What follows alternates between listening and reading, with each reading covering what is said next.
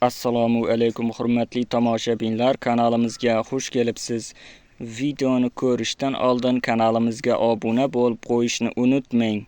8-may kuni amalda bo'ladigan valyutalar kursi bilan tanishing. Shoshmang. Siz yangi Samsung Galaxy yutib olishingiz mumkin. Ha, aynan siz. Buning uchun bilet sotib olish yoki pul tikishni keragi yo'q.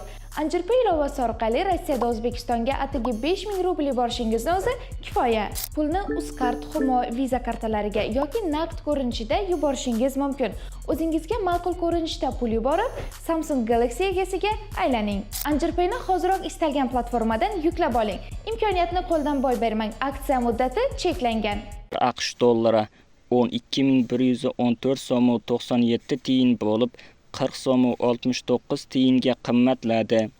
1 yevro kursi 14260 so'm 53 tiyin bo'lib 41 so'm 86 tiyinga qimmatladi.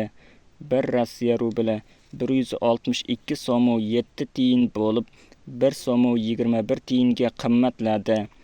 1 qozoq tengesi 26 so'm 14 tiyin bo'lib 9 tiyinga qimmatladi.